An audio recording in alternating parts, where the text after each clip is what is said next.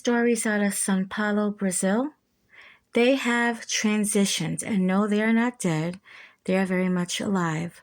Raphael Batista, 38 years old, and his son Gustavo, 10. They were not always father and son. For those of you who didn't hear me in the back, they were mother and daughter. Both have underwent surgery with the free public health care that they offer in Brazil. Raphael stopped identifying as a female last year, 2024, and asked people to refer to him as a male. In September of 2024, Raphael even discussed on his social media platform gender identity with over 20,000 followers. Raphael said, quote, "If I have dysphoria in my body," and the answer is yes, end quote. Dysphoria meaning a feeling of being unhappy, uneasy, low energy, maybe even being depressed.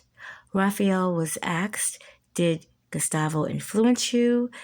He said, quote, "He didn't have any influence, but gave me strength and courage to face the transition," end quote. Gustavo had started the transitioning process at 4 years old, and obviously his then mother had to be okay with her daughter wanting to transition into a boy. Or should I say her son. So I'm about to go to Texas to get to Atlanta real quick. When I was around 6 or 7, I wanted to be Boy George. I did.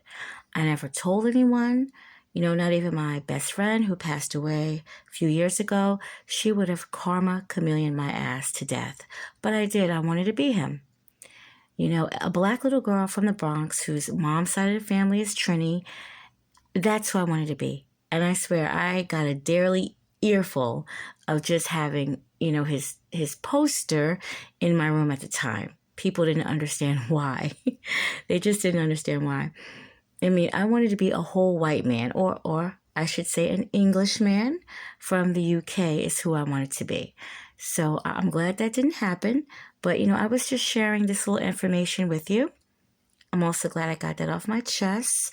So the now father and son have spoken out about people using their, quote, dead names, end quote. Names that they went by when they were female, they prefer the names that they use now, Raphael and Gustavo. Gustavo said it wasn't difficult to call his mother dad. Gustavo is an actor and has played both transgender and cisgendered characters.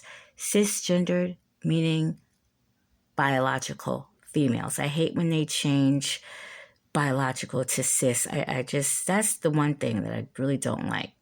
That I don't like. But that's a whole nother story.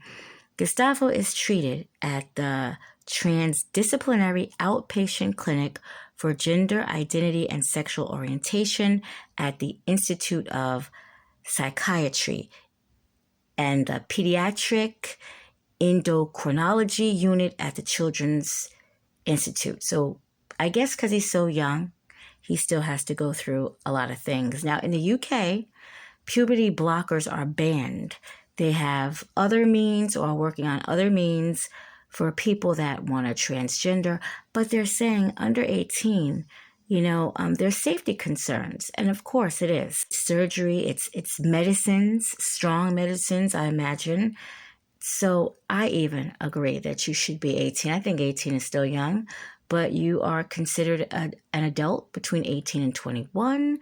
So I feel if you want to maybe start the transitioning process at 18 and maybe do the surgery at 21, where you're just a bit older. I really do agree with that.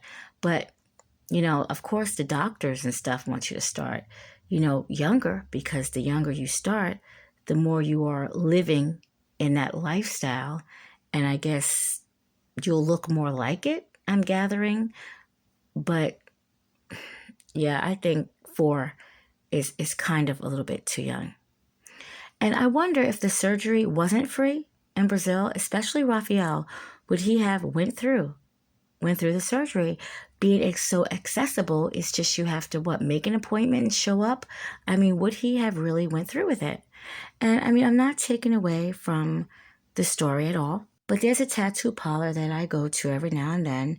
And if they started to give free tattoos, I'd probably have a hell of a lot more tattoos than I have now.